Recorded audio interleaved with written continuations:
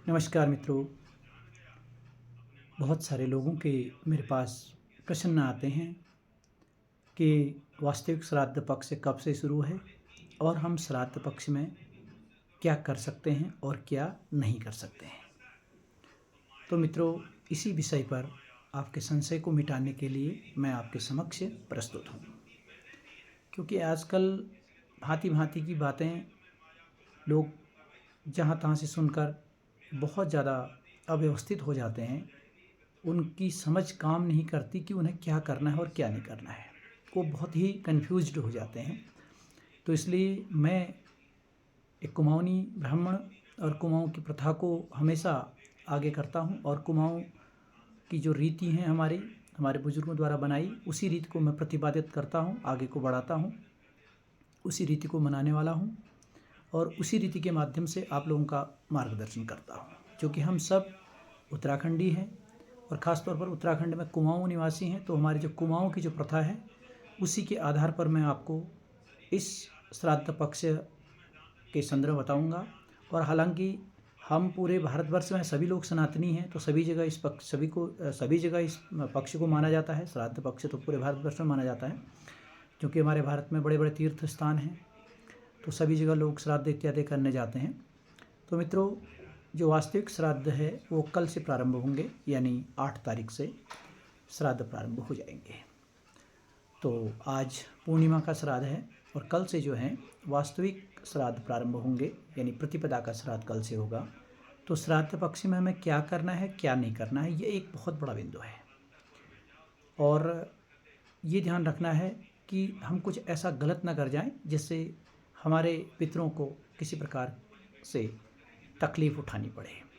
क्योंकि ये जो 16 दिन होते हैं और इनमें ख़ास तौर पर 15 दिन जो होते हैं, इस दौरान हमारे पितृ जो हैं इस धराधाम पर प्रत्यक्ष रूप से अपने अधिकार क्षेत्र में आकर हमसे, यानी हमारे द्वारा जो अपने पूर्वजों को दिया जाता है उसे प्राप्त करने के लिए वो इस धराधाम में विराजमान रहते हैं और उनकी दृष्टि हमारे कर्तव्यों पर पड़ती है। तो हम कोई ऐसा कर्म न करें जिससे उनको दुख पहुँचे या उनको कष्ट पहुँचे। मित्रों, श्राद्ध पक्ष में एक उदासीनता रहती है। एक सीधे शब्दों में अगर कहा जाए तो जैसे कि हम श्रद्धांजलि देते हैं, तो एक श्रद्धांजलि देने का ये पक्ष है। समस्त पितृ इस वक्त जो है धराधाम पर आकर हमसे भाग लेने आते हैं। हम लोगों में जिनके माता पिता नहीं हैं या जिनके माता पिता में से एक नहीं है या दोनों नहीं हैं, तो उन लोगों को चाहिए कि बड़े ही श्रद्धा और भक्ति के साथ पूरे श्राद्ध भर वह यव कुश तिल, यानी जौ कुशा और तिल को लेकर अपने पितरों का नाम लेकर नियमित जो है अपने अंजलि में जल भरकर उसमें तिल कुश और जौ डालकर तांबे के पात्र में सभी अपने पितरों का नाम लेकर छोड़ते रहें। यह प्रक्रिया पूरे श्राद्धों भर करें। खास तौर पर जो पितृ की तिथि होती है उस तिथि में, या फिर अष्टमी या फिर अमावस्या को अपने पितरों के निमित्त उनका श्राद्ध इत्यादि आप करें।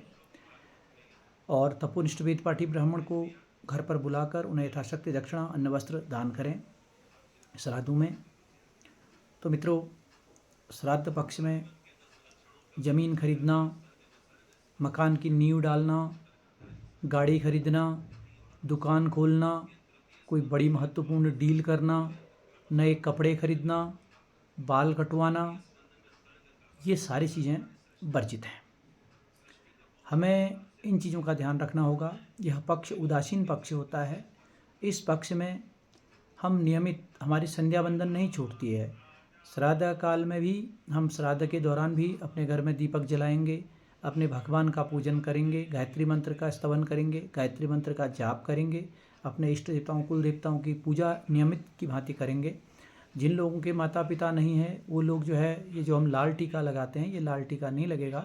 शुद्ध चंदन या फिर पीला चंदन आप लगा सकते हैं। और माताओं के लिए, बहनों के लिए, जो सौभाग्यशाली स्त्रियां हैं उनके लिए लाल टीका लगाना वर्जित नहीं है, वो लगा सकती हैं। और जो माताएं बहनें सौभाग्यशाली हैं वो सिंदूर भी लगा सकती हैं, उनके लिए ये वर्जित नहीं है।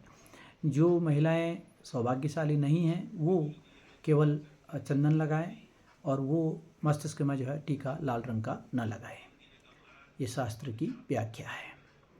मित्रों, इस दौरान हो सके तो 16 श्राद्धों के अंदर काम, क्रोध, वासना, ईर्ष्या, द्वेष, इन चीज़ों से बचें, लड़ाई झगड़े से बचें, कटु शब्दों का प्रयोग न करें, गाली गलौज न करें, क्रोध में या आवेश में आकर किसी प्रकार का कोई आपराधिक कार्य न करें। इस दौरान स्त्री संग जो है बिल्कुल वर्जित है। काम क्रोध विवर्जित है। काम यानी स्त्री संग वर्जित है। गुस्सा निकालना वर्जित है। तो इसमें शांति सौहार्द से कार्य करना है। गौमाता की सेवा करें, नियमित गौमाता को गौग्रास खिलाएं, तीर्थ स्नान करने का अवसर मिलता है तो तीर्थ स्नान करें। जो लोग अपने माता पिता के निमित्त तीर्थ स्थान में जाकर श्राद्ध करा सकते हैं तो बहुत ही अच्छी बात है। नहीं तो अपने घर पर भी आप विधि विधान के साथ जिस प्रकार से श्राद्ध करते आए हैं, जो हमारी व्यवस्था रही है, उसके आधार पर श्राद्ध कीजिए। और श्राद्ध काल में आप विशेष ध्यान रखें कि हम ऐसी बड़ी व्यवस्थाएं, ऐसी नींव न डालें, कोई ऐसा महत्वपूर्ण कार्य न करें, बड़ी डील न करें, तो कोई ऐसा कार्य न करें जो निकट भविष्य में हमारे लिए फिर जीवन भर ऐतिहासिक दिन बनता है। तो श्राद्ध काल में केवल और केवल पितरों का ध्यान करें, उनकी प्रार्थना करें और अपने दैनिक कार्यों को आप संपन्न कराएं। और अष्टमी और नवमी ये 2 तिथि पितरों के निमित्त, माता और पिता के निमित्त होते हैं। नवमी माता के लिए मानी गई है और अष्टमी पिता के लिए मानी गई है। बाकी जो तिथि के श्राद्ध में करते हैं, जैसे प्रतिपदा, द्वितीया, तृतीया, जिसकी जब तिथि है वो तिथि को भी कर सकते हैं। तो तिथि को श्राद्ध करते हैं तो तिथि पर विधि संपन्न श्राद्ध को कराएं। और अंत में पितृविसर्जन अमावस्या को तर्पण इत्यादि करा के कुछ अन्न वस्त्र दक्षिणा दान करके और गौ माता को खिलाकर पितृ विसर्जन आप करें। तो ऐसा करने से आपके जीवन में सुख शांति रहेगी और आपके जीवन से कसाय कलमश, दुर्गुण दुर्विकार दूर होंगे। पितरों का आपको आशीर्वाद प्राप्त होगा।